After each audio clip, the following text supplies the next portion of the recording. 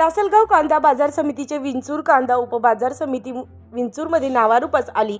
कमी कालावधीमध्ये बाजार समितीने कांदा लिलाव बाबत उच्चांक गाठला। याच धर्तीवर विंचूर बाजार समितीने काही नवीन व्यापाऱ्यांना कांद्याच्या लायसन्सची मोठ्या प्रमाणात वाटप केले।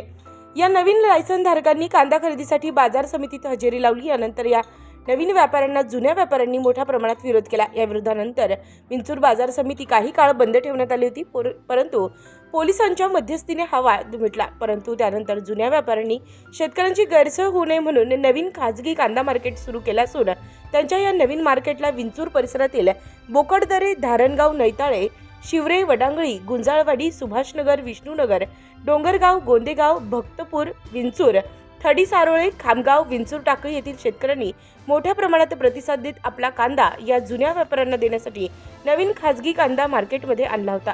उत्तर महाराष्ट्र न्यूज नेटवर्कसाठी मच्छिंद्र साळुंखे, विंचूर।